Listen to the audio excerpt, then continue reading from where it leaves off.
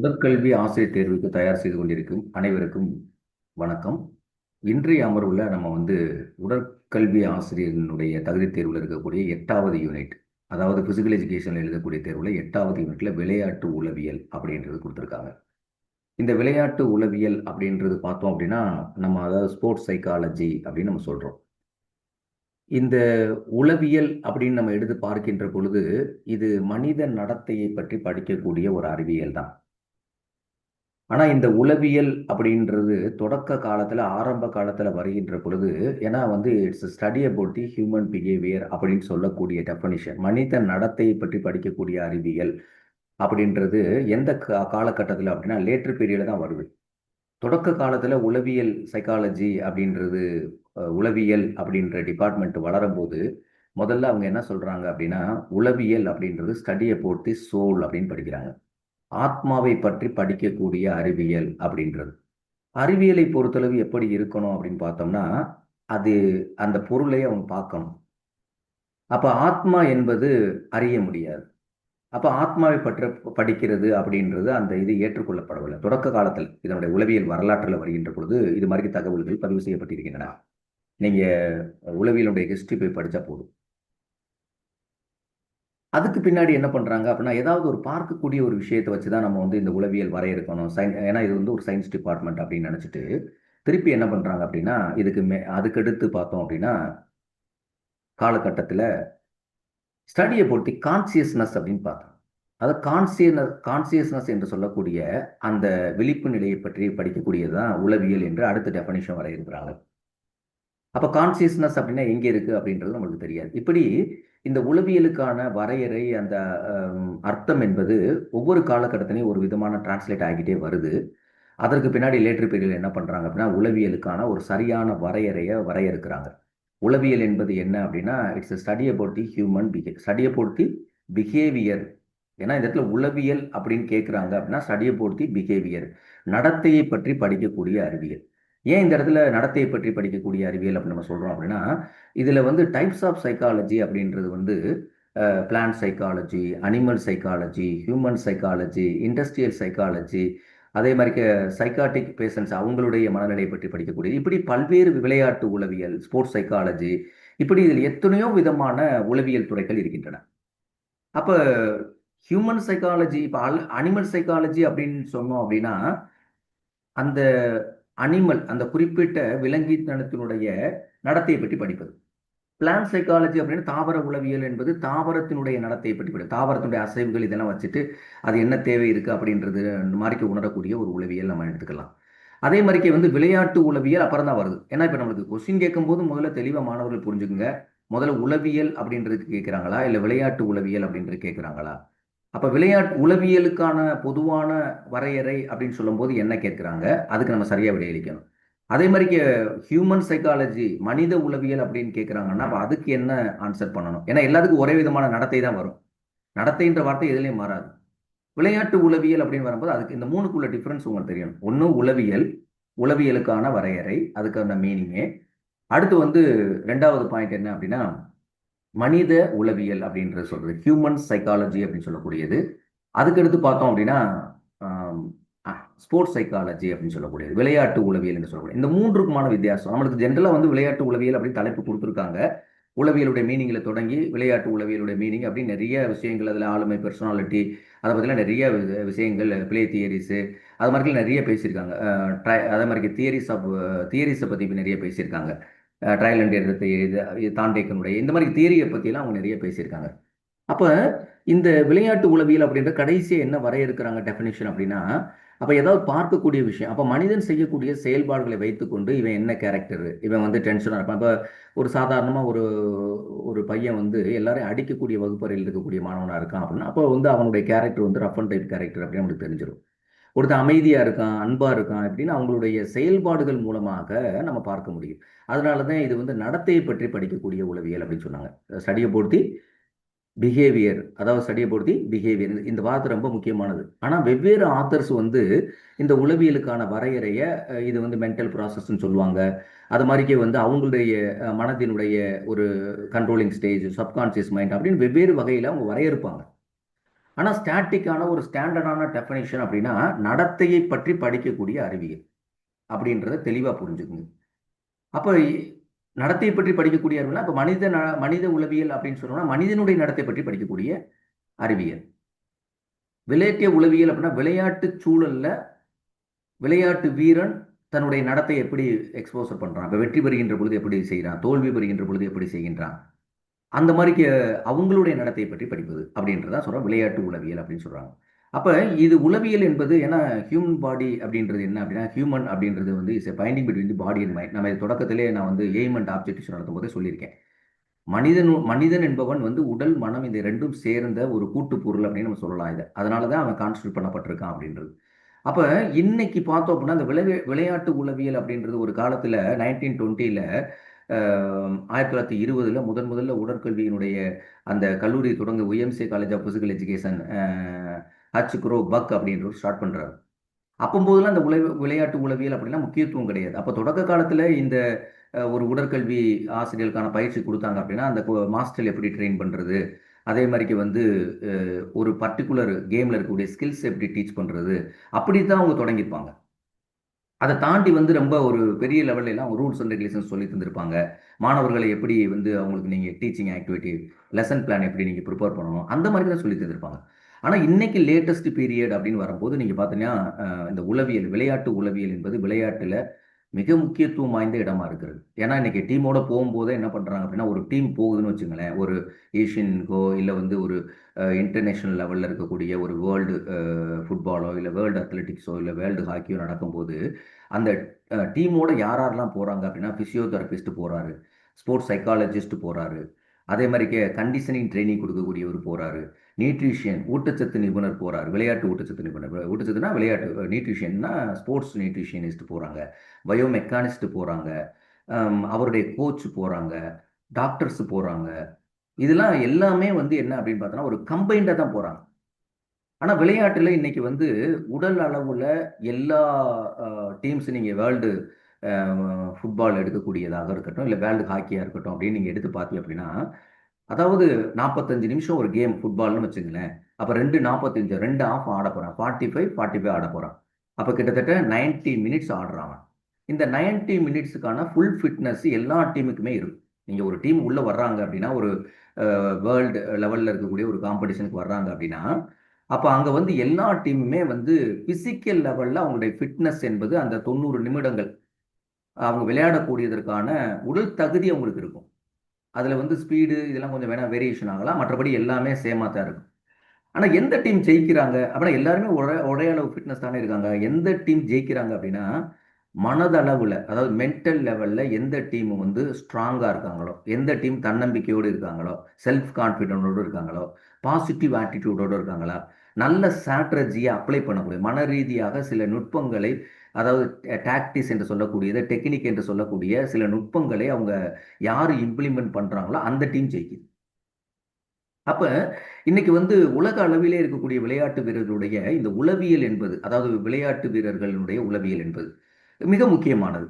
ஏன்னா இன்னைக்கு விளையாட்டு உளவியல் அடிப்படையில் தான் இன்னைக்கு வந்து பார்த்தோம் அப்படின்னா வீரர்களுடைய பெர்ஃபார்மன்ஸை இன்க்ரீஸ் பண்ணுறதுக்காக பல்வேறு விதமான ட்ரைனிங் கொடுக்குறாங்க. இப்போ வந்து ஆட்டோஜெனிக் ட்ரைனிங் சொல்லக்கூடிய ட்ரைனிங், ஹிப்னாசிஸ் என்று சொல்லக்கூடிய ட்ரைனிங், இதெல்லாம் என்ன அப்படின்னா மன ரீதியாக அவங்களை ட்ரெயின் பண்ண மெடிடேஷன், தியான பயிற்சிகள், அதாவது ரிலாக்ஸேஷன் பயிற்சிகள், ப்ராக்ரஸிவ் ரிலாக்ஸேஷன் பயிற்சின்னு சொல்லுவாங்க.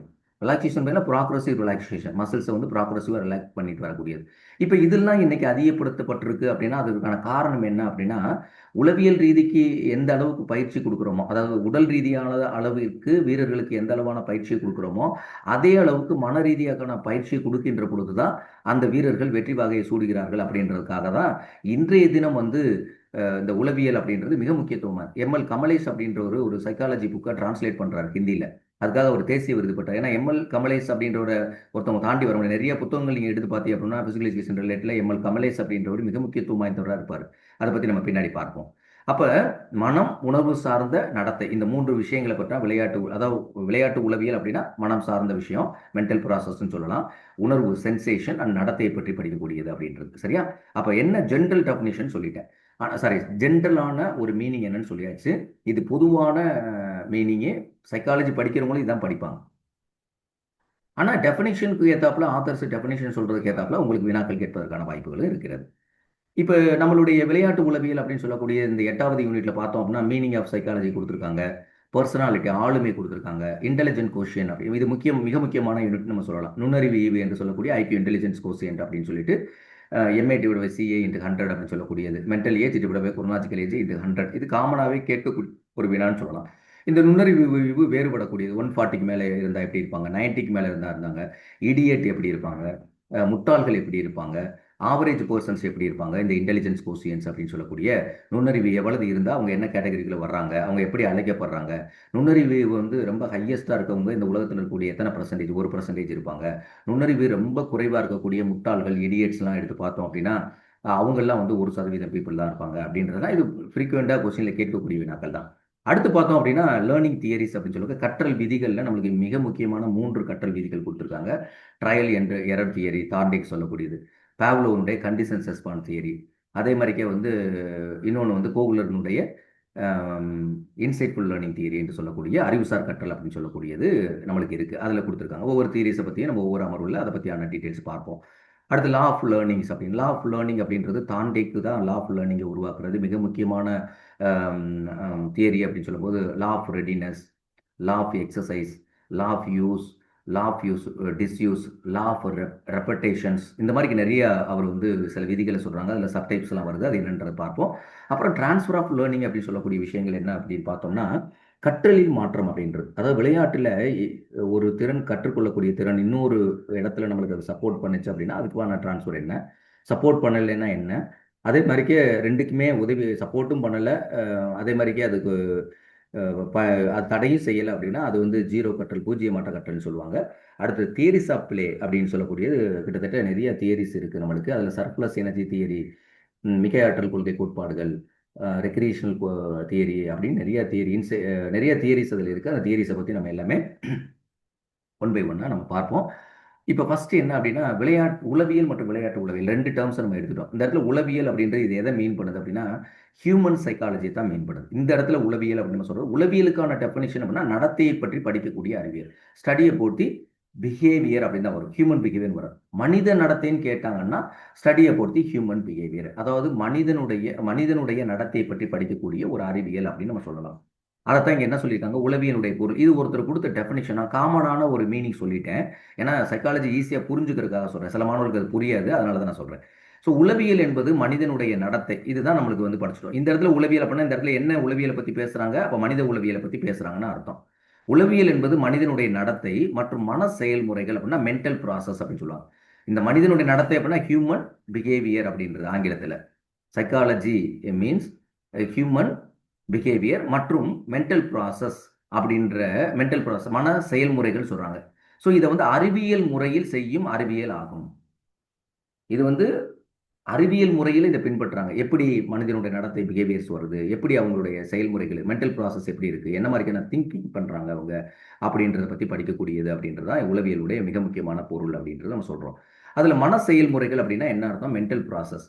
அப்போ ஏதாவது இப்போ சொல்லுவாங்க ஒருத்தவங்க முதல்ல வந்து இந்த நம்மளுக்கு வந்து ஒரு ஆக்ஷன் வெளிவரதுக்கு முன்னாடி முதல்ல என்ன அப்படின்னா மனதளவில் தான் உருவாகும். அது எந்த ஆக்ஷனாக இருந்தாலும் சரி, இது சாப்பிடணும், இது சாப்பிடக்கூடாது, இவங்களை அடிக்கக்கூடாது, இல்லை ஏதாவது ஒரு வார்த்தையை யூஸ் பண்ணணும் அப்படின்றது எல்லாமே அந்த மன செயல்முறைகள் எல்லாமே முதல்ல எங்கே உருவாகும், மனதில் தான், சைக்கிக்கில் தான் ஃபார்மேஷன் ஆகும்.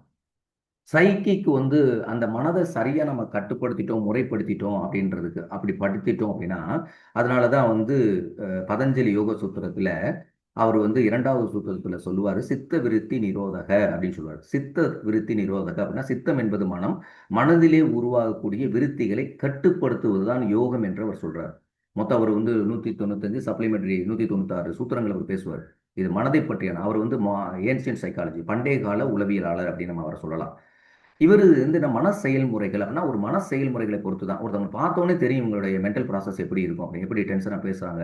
சில பேர் அப்படி பல்ல கடிச்சிட்டே இருப்பாங்க, சில பேர் சண்டை ஓடும்போது அவங்க ஃபேஷியல் எக்ஸ்பிரஷனை பார்த்தா அப்போ அவங்களுடைய மென்டல் ப்ராசஸ் அப்படின்றது ரொம்ப ஹார்ஷாக இருக்கும் பார்த்தோம்னா. அடுத்து பார்த்தோம்னா சென்சேஷன் அப்படின்றது வந்து உணர்வுகள். நம்மளுடைய சென்சேஷன் அப்படின்னா 5 புலன்கள்ல இருந்து பெறக்கூடிய உணர்வுகள். அது மூலம் ஏன்னா நம்ம உடம்புக்கு அறிவு எப்படி வருது அப்படின்னா, சரி உடம்புக்கு அறிவு வராது, மனதிற்கு தான் அறிவு வரும். இந்த அறிவு எப்படி வருது அப்படின்னா நம்மளுடைய 5 சென்ஸ் ஆர்கன்ஸ். நான் இப்போ வந்து உங்கள்கிட்ட பேசிட்டு இருக்கேன், நீங்க அதை கேட்டுக்கிட்டு இருக்கீங்க அப்படின்னா நான் சொல்ற விஷயம் தகவல் உங்களுக்கு உள்ள போகும். அதன் மூலமா தகவல் பெறப்படும். தூரத்துல இருந்து யாரோ ஒருத்தவங்க வருவாங்க, அதை பார்ப்போம். அதன் மூலமாக நம்மளுக்கு பார்வை மூலமாக உள்ள போகும். அதே மாதிரி சென்சேஷன் உணவு மூலமா இப்போ ஏதாவது நெருப்பு படுது அப்படின்னா இது சுடும் அப்படின்னு நம்மளுக்கு தெரியும். இந்த உணர்வு நம்ம பெறுறோம். தண்ணி குளிர்ந்த தண்ணி பட்டா குளிருது அப்படின்னு நம்மளுக்கு தெரியுது. அதே மாதிரி மூக்கு வழியா ஒரு சுவாசம் பண்றோம் அப்படின்னா இது என்ன வாசனை அப்படின்னு நம்மளால கண்டுபிடிக்க முடியாது. நாக்குல வந்து ஏதாவது சுவை உணர்வு வச்சோம்னா நம்மளுக்கு உணர்வு. இந்த மாதிரி சென்சேஷன் உணர்வுலாம் ஒவ்வொரு உணர்வும் ஒரு விதமான மன செயல்பாட்டை உருவாக்குது. அடுத்து பார்த்தோன்னா நடத்தை அப்படின்றது வந்து பிஹேவியர்ஸ் அப்படின்னு சொல்றாங்க.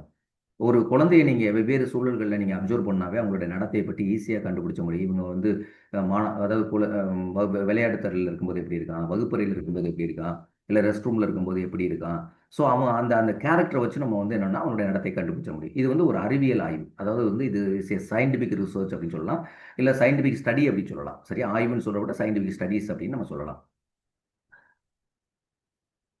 அப்ப இப்ப வந்து உளவியல் அப்படின்றதனுடைய பொருள் நம்மளுக்கு தெரிஞ்சிருச்சு. அப்ப விளையாட்டு உளவியல் அப்படின்னா என்ன அப்படின்னா, மனித உளவியல் என்பது நார்மலா ஹியூமன் பீயிங்ஸ் ஃபேமிலிலேயோ, அவங்களோட ஒர்க் பிளேசஸ்லயோ, இல்ல அவங்க சமுதாயத்தை தொடர்பு கொள்கின்ற பொழுதோ, அங்கே அங்க அவங்களுடைய நடத்தை எப்படி இருக்கு அப்படின்றது. சில பேர் கோவப்படுறவங்களாவே கோவம் இருப்பாங்க. சில பேர் அன்பா பேசுறவங்களாவும் இருப்பாங்க. ஆனா விளையாட்டு உளவியல் என்பது விளையாட்டு சூழலில் ரொம்ப எளிமையா புரிஞ்சுங்க. விளையாட்டு சூழலில் ஒரு தடகள வீரனோ, ஒரு குழு விளையாட்டுல பங்கு பெறக்கூடிய ஒரு விளையாட்டு வீரரோ, அவர் என்ன நடத்தைய பிஹேவியர்ஸ வெளிப்படுத்துறார். இப்ப கோச் வந்து கூப்பிட்டு விட்டு அவன சொல்றாரு, "இத செய்டா" அப்படின்னு. அதுக்கு அவன் எப்படி பிஹேவியர் பண்றான்? இல்ல ஒரு ஸ்போர்ட்ஸ் காம்படிஷன் சிச்சுவேஷன் வரும்போது அவனுடைய பிஹேவியர்ஸ் எப்படி இருக்கு? சிலவங்க நல்ல ட்ரெய்னிங் பண்ணும்போது நல்லா பண்ணுவான். ஆனா காம்படிஷன் போய் கூட்டத்த பார்க்கும்போது அவன் கொஞ்சம் அப்படியே இதாயிருவான். அப்ப இந்த மாரிக்க வந்து அ அந்த சூழலுக்கு தகுந்தாப்புல, அவன் பங்கு பெறக்கூடிய சூழலுக்கு தகுந்தாப்புல அங்க வந்து பிரச்சனைகள் நமக்கு வரும். அப்ப அந்த பிரச்சனைகளை இனம் கண்டு, அந்த பிரச்சனைகளுக்கான உரிய மனப்பயிற்சிகளை, உரிய உளவியல் பயிற்சிகளை குடுத்து, அவர்களை மீண்டும் அந்த ஒரு தன்னம்பிக்கை உருவாக்கி, அவர்களை போட்டியில் பங்கு பெற வைப்பது என்பதுதான் விளையாட்டு உளவியலுடைய மிக முக்கியமானது அப்படின்னு நம்ம சொல்லலாம். அப்ப விளையாட்டு உளவியல் என்பது என்ன அப்படின்னா, இதனுடைய பொருள் அப்படின்னு நம்ம பார்த்தா, விளையாட்டு உளவியல் என்பது விளையாட்டு வீரர்களுடைய அதாவது விளையாட்டு வீரர்களுடைய நடத்தையை பற்றி படிக்கக்கூடிய அறிவியல் தான் விளையாட்டு உளவியல் அப்படின்னு ஷார்ட்டா முடிச்சுக்குங்க. வெவ்வேறுத்தவங்களும் ஒவ்வொரு டெஃபினிஷன் சொல்றாங்க. ஸோ விளையாட்டு வீரர்களுடைய மனநிலை, அவங்களுடைய உணர்வு மனநிலை அப்படின்றது என்ன? மனநிலை அப்படின்னா ஆங்கிலத்தில மென்டல் ஸ்டேட் அப்படின்னு சொல்றோம். மென்டல் ஸ்டேட் எப்படி இருக்கு? ஏன்னா, இப்ப நான் வந்து என்னுடைய பாசிட்டிவ் மென்டல் ஸ்டேட் இருந்துச்சு அப்படின்னா, என்னோட அப்ரோச் பாசிட்டிவா இருக்கும். எனக்கு நெகட்டிவ் ஸ்டேட் இருக்கு அப்படின்னா, நெகட்டிவா இருக்கும். ஆங்சைட்டி இருக்குன்னா, ஆங்சைட்டி இருக்கும். அக்ரஷன் இருக்கு அப்படின்னா, அக்ரஷனா இருப்பான். இப்ப கபடி பிளேயருக்கு அக்ரஷன் தேவை. ஒரு டேக்வாண்டோ பிளேயருக்கு, ஒரு பாக்ஸிங் பிளேயருக்கு அக்ரஷன் தேவை. ஆன்சைட்டி அப்படின்றது உண்மையிலே நெகட்டிவ் ஒரு சைக்காலஜிக்கல் எஃபெக்ட் தான் சொல்லலாம். இது உளவியல் ரீதியாக வெளிப்படக்கூடிய ஒரு எதிர்மறையான ஆன்சைட்டி அப்படின்னு வந்துருச்சுனாவே, நம்ம உடம்புல ஒரு படபடப்பு வரும். பெர்ஃபார்மன்ஸ் டிக்ரீஸ் ஆக ஆரம்பிச்சுரும். எப்பவுமே ஆன்சைட்டி அப்படின்னு வந்தாவே. அப்ப மென்டல் ஸ்டேட் என்ன ஸ்டேட்ல இருக்கு? என்ன நிலையில இருக்கு? பாசிட்டிவ் ஸ்டேட்ல இருக்கா? நெகட்டிவ் ஸ்டேட்ல இருக்கா? பாசிட்டிவ் உணர்வுகள் இருக்கா? நெகட்டிவ் சென்சேஷன்ல இருக்கா? அப்ப பாசிட்டிவ் சென்சேஷன் இருக்கக்கூடிய சைக்காலஜிக்கல் இதெல்லாம் என்னென்னது? நெகட்டிவ் இருக்கக்கூடியது என்னென்னது? அப்படின்னு நம்ம பார்ப்போம். ஸோ உணர்வு. உணர்வு அப்படின்றது என்ன அப்படின்னு பார்த்தோம்னா, அவங்களுடைய எமோஷன்ஸ். ஏன்னா விளையாட்டு என்பது வந்து என்ன அப்படின்னா, அதாவது ஒவ்வொரு சூழல்லையுமே இப்போ வந்து எக்ஸாம்பிளா வந்து ஒரு ஃபுட்பால் நடந்துகிட்டு இருக்கு. அவன் ஏதோ பண்ணிக்கிட்டே இருக்கு. ஆனா பண்றான். ஆனா பண்ற மாரி தெரியல. ஆனா ஆப்போனன்ட் வந்து கிளைம் பண்றான். இவனுக்கு உடனே கார்டு போடுறாங்க அப்படின்னா, அந்த கார்டு போடும்போது அவங்களுடைய உணர்வு எப்படி இருக்கும் அப்படின்னா, நான் செய்யவே இல்ல அப்படின்னு சொல்லிட்டு அஃபிஷியல எதிர்த்து பேசுவோம். இப்படி ஒவ்வொரு விளையாட்டுலயுமே இருக்கு. அப்ப அவங்க எமோஷன்ஸ் ஏன்னா இது வந்து ஒரு சூழல் வருது. அந்த சூழலுக்கு எப்படி ரியாக்ட் பண்றான்? How to react? எமோஷனலி பேலன்ஸா இருக்கக்கூடியவங்க அந்த மாரி வெளிப்படுத்த மாட்டாங்க. அப்ப இவங்க எமோஷனலி ஸ்டெபிலிட்டியா இருக்காங்கன்னு அர்த்தம். Emotionally stability. அப்ப அதனால தான் நம்ம வந்து விளையாட்டினுடைய உடற்கல்வியினுடைய பொருள் மற்றும் அதனுடைய வரையறை படிக்கின்ற பொழுது நம்ம என்ன சொன்னோம்? எய்ம் அண்ட் ஆப்ஜெக்டிவ்ஸ்ல எமோஷனல் டெவலப்மெண்ட்ட பத்தி பேசிக்கிட்டே இருக்கோம். அப்ப மனத்தினுடைய சமநிலை உணர்வு இருக்கணும். மன எழுச்சி பெறக்கூடாது.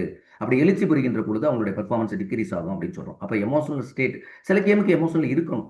எல்லா கேமுக்கும் எமோஷனல் இருக்குன்னு தேவை கிடையாது. இப்ப செஸ் விளையாடுறவனுக்கு எமோஷனல் இருந்துச்சுன்னா என்ன ஆகும்? அவன் அவனுடைய மூவ் வந்து தப்பா வச்சு அவன் வந்து மேட்ச லாஸ் பண்ணிடுவான். அப்ப அது மென்டல் ஓரியன்டட் கேம் அப்படின்னால அது மட்டும் கிடையாது. அது எல்லா கேமுக்குமே இருக்கு. அடுத்து பார்த்தோம் அப்படின்னா, நெக்ஸ்ட் என்ன சொல்றாங்க அப்படின்னா, உந்துதல். அதாவது உந்துதல் அப்படின்றது மிக முக்கியமான ஃபேக்டருங்க விளையாட்டுல. விளையாட்டுல மட்டும் இல்ல, கற்றல் கற்பித்தல் என்று சொல்லக்கூடிய வகுப்பறை கற்றலுமே இந்த உந்துதல் என்பது மிக முக்கியமானது. அதாவது மோட்டிவேஷன் சொல்லுவாங்க இதுக்கு பேரு. மோட்டிவேஷன் இல்லாம வந்து நம்மளுக்கு என்ன பண்ண மாட்டாங்க அப்படின்னா, எந்த விதமான நீங்க உங்களுடைய வீரர் வந்து நல்ல தகுதி வாய்ந்த வீரரா இருந்தாலும் கூட உங்கட்ட, நீங்க அவனுக்கு கோச் பண்றீங்கன்னா கூட, நீங்கள் கொடுக்கக்கூடிய மோட்டிவேஷன் தான் அவனை பெரிய லெவலில் கொண்டு போகும், அடுத்த லெவலுக்கு அவனை கொண்டு போகும். அப்போ மோட்டிவேஷன் அப்படின்றது வந்து ஒரு ட்ரைவ், அதாவது அவங்களுடைய கோலை நோக்கி மூவ் பண்ண வைக்கிறதுக்காக எடுக்கக்கூடிய முயற்சி. இதில் ரெண்டு விதமான மோட்டிவேஷன்ஸ் சொல்லுவாங்க பொதுவாகவே. ஒன்று என்ன அப்படின்னு பார்த்தோன்னா இன்ஸ்னிக் மோட்டிவேஷன், எக்ஸ்னிக் மோட்டிவேஷன் அப்படின்றது. இப்போ இன்ஸ்னிக் மோட்டிவேஷன் அப்படின்னா என்னென்னா, இப்போ நீங்கள் என்னென்னா தேர்வில் நீங்கள் வந்து ஃபிசிக்கல் எஜுகேஷன் டீச்சர்ஸ் தேர்வில் நீங்கள் அதிகப்படியான மார்க் எடுத்து வேலை வாங்கணும்னு நீங்கள் நினைக்கிறீங்க அப்படின்னா இது இன்ஸ்னிக் மோட்டிவேஷன். உங்களுடைய மனதில் என்ன தோணுது, நான் வந்து அதிகப்படியான மார்க் எடுத்து நான் வந்து தேர்வில் வெற்றி பெற்று நான் அப்பாயின்மெண்ட் பெறணும்னு நினைக்கிறீங்க. இது வந்து இன்ஸ்டிங், இது வந்து ஒரு ஸ்டாட்டிக்கான ஒன்று, நிலையான ஒன்று. ஏன்னா இது உங்களுடைய மனதில் இருந்து தோன்றியிருக்கு. Extrinsic the motivation within the person, the motivation within the sports person. நான் எனக்குள்ளே நான் அந்த ஒரு தேசிய அளவில் போட்டியில் கலக்கணும், மாநில அளவில் போட்டி வைக்கணும், அந்த உந்துதல் எனக்குள்ளே இருக்கணும். அது அது வந்து ஸ்டாட்டிக், எப்பவுமே நிலையாக இருக்கும். அதை பெற வரைக்கும் அவன் முயற்சி பண்ணிகிட்டே இருப்பான். ஆனால் extrinsic motivation, the motivation comes from outside. இப்போ வந்து உனக்கு நான் பரிசு தர்றேன், உனக்கு வந்து ரிவார்டு கொடுக்குறேன் அப்படின்னு நம்ம ஏதாவது ஒரு டிக்ளேர் பண்ணுறோம் அப்படின்னா, அப்போ அதனால வரக்கூடிய, இப்போ சாதாரணமாக இப்போ எக்ஸாமினேஷன் வச்ச பர்பஸ்லேயே சொல்லுவோம், நீங்கள் வந்து உங்களுடைய எல்லாரும் இந்த மாதிரி கால்ஃபார் பண்ண போகிறாங்க, அப்போ உங்கள் வீட்டில் இருந்து இந்த மாதிரி போஸ்ட் வருதுப்பா, நீ அதுக்கு விண்ணப்பி, அது மாதிரி உங்கள் நண்பர்கள் விண்ணப்பி, அவங்களாம் பண்ணுறதுக்காக நான் பண்ணுறேன் அப்படின்னா இது வந்து நிலை பெர்மனண்ட் கிடையாது, இது வந்து டெம்பரவரி தான். ஏன்னா வேறவங்க செய்கிறதுனால நான் செய்கிறேன் அப்படின்னா அப்போ அதனுடைய சக்ஸஸ் ரேட்டு கம்மியாக இருக்கும். இந்த மோட்டிவேஷன் என்பது விளையாட்டில் மிக முக்கியமானது அப்படின்றதான். கற்றலையும் அப்படித்தான். நீங்கள் ஒவ்வொரு ஸ்டேஜ்லையும் கற்றலை மாணவர்களை 10th படிக்கிறான், நீ 450 மேலே எடுத்தால் உனக்கு சைக்கிள் வாங்கி தரேன், இல்லை 450 மேலே எடுத்தால் இப்போ சைக்கிள் சொல்ல முடியாது, இப்போல்லாம் என்ன பைக் வாங்கி கொடுக்கணும்னு சொல்லணும். இப்போ இல்லைன்னா வந்து நல்ல மொபைல் ஃபோன், ஆண்ட்ராய்டு மொபைல்லாம் இப்போ வாங்க, ஐஃபோன் தான் வேணும்னு கேட்குறாங்க.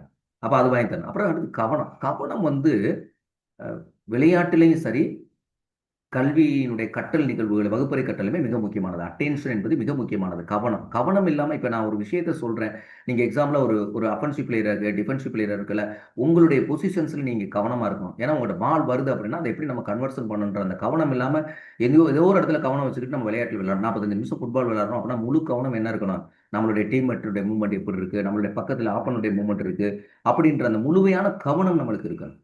அடுத்து பார்த்தோம் அப்படின்னா மிக முக்கியமானது செல்ஃப் கான்ஃபிடென்ஸ் சொல்லக்கூடிய தன்னம்பிக்கை. இது விளையாட்டு வீரர்களுக்கு மிக மிக முக்கியம். யானைக்கு எப்படி தும்பிக்கை முக்கியமோ அதே மாதிரி மனிதர்களுக்கு நம்பிக்கை முக்கியம், அதாவது தன்னம்பிக்கை முக்கியம். உங்களை நீங்களே நம்பலைன்னு வச்சுங்களேன், இது என்னால் முடியும், நான் 95க்கு 95 மதிப்பெண் எடுப்பேன் அப்படின்றது இது உங்களால் முடியலை அப்படின்னா இது யாராலையும் சாத்தியம் கிடையாது. இது ஆனால் எளிமையானதான், எல்லாராலையும் சாத்தியப்படக்கூடியதான். ஆனால் அதற்கான முயற்சிகளையும் அதற்கான பயிற்சிகளையும் தொடர்ந்து நீங்கள் எடுக்கின்ற பொழுது அந்த நீங்கள் நீங்கள் எந்த நிலையை அடைய வேண்டும் என்று நினைக்கின்றீர்களோ அந்த நிலையை நோக்கியான ஒரு பயணம் உங்களுக்கு சக்சஸ் ஆகும் அப்படின்றது.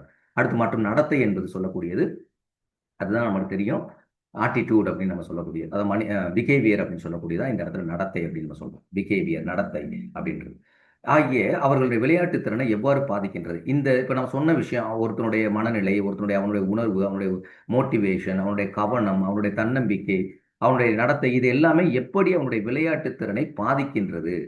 அப்ப பாதிக்கின்ற பொழுது அதை ரெக்டிஃபிகேஷன் பண்ணி அவனுக்கு அதை எப்படி டெவலப் பண்ணி மன ரீதியாக அவனை தயார்படுத்தி விளையாட்டிற்கு பயன்படுத்துவது அப்படின்றதான் என்பதை ஆய்வு செய்யும் ஒரு உளவியல் அல்லது அறிவியல் பிரிவு அப்படின்னு நம்ம இதை சொல்லலாம். அப்ப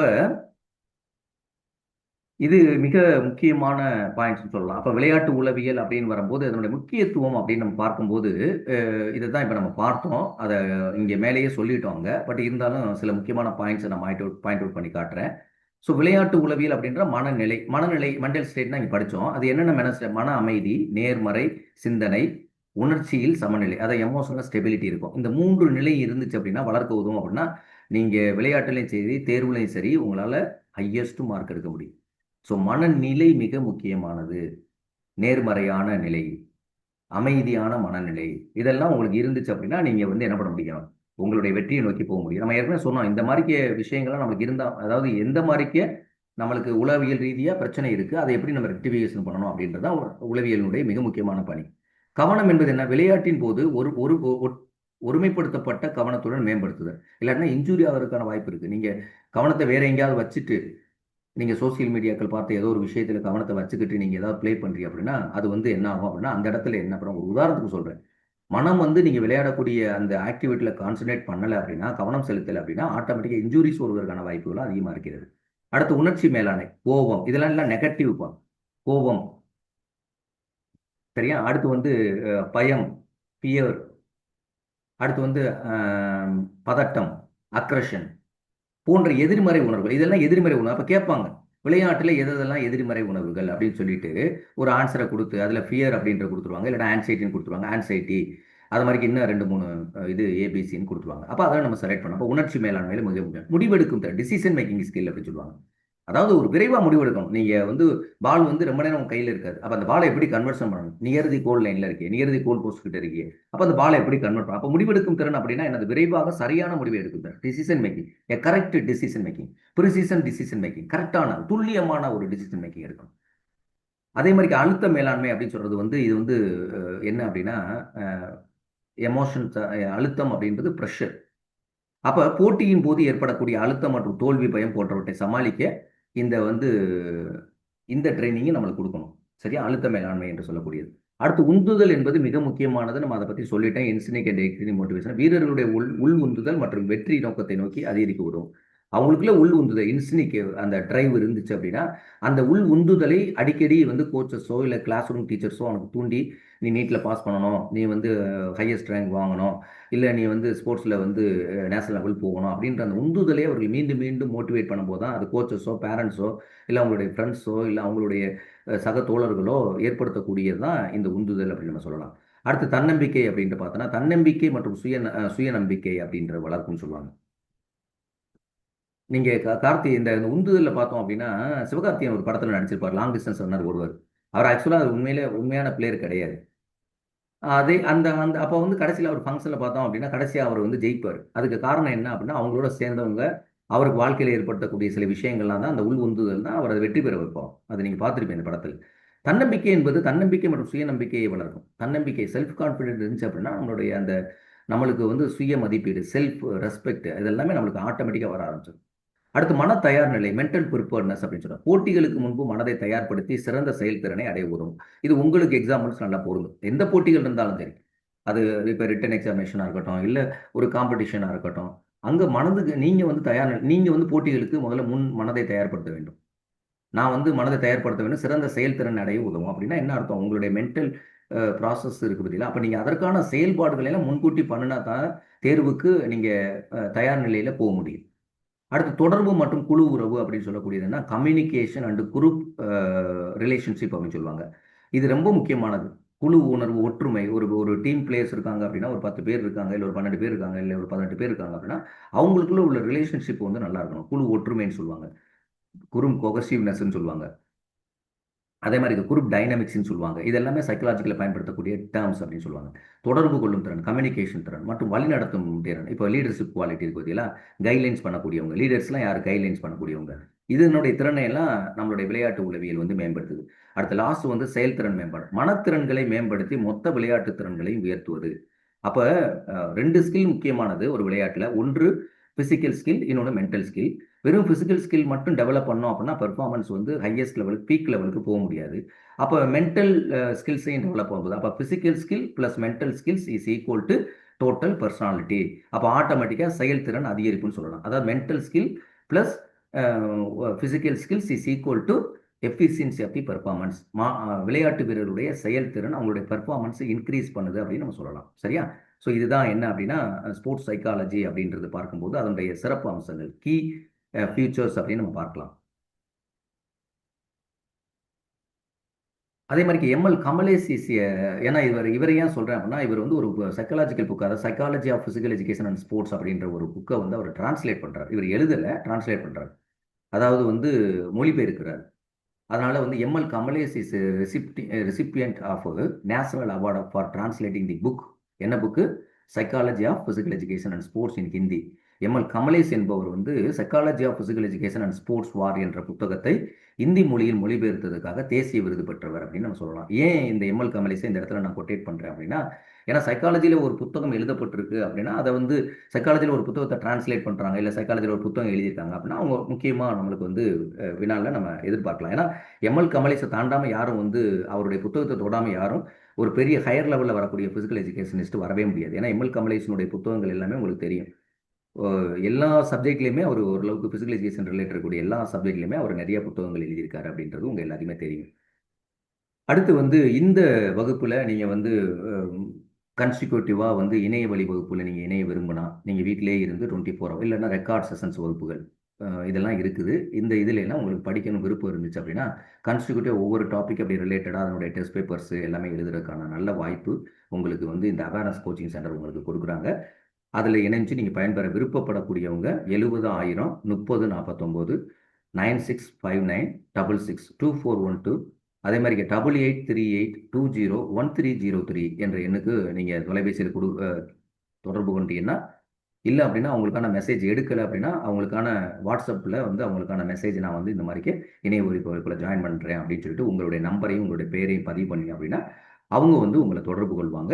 அதன் மூலமாக நீங்கள் இந்த வகுப்பில் இணைந்து வருகின்ற தேர்தலில் அதிகப்படியான மதிப்பெண்ணை பெற்று நீங்கள் உங்களுடைய அரசு பணியை ஏற்பதற்கு இது ஏதுவாக இருக்கும் என்று கூறி நீங்கள் தேர்வில் வெற்றி பெறுவதற்காக உங்கள் அனைவரையும் வாழ்த்தி இந்த பதிவை நிறைவு செய்து கொள்கிறேன். நன்றி, வணக்கம்.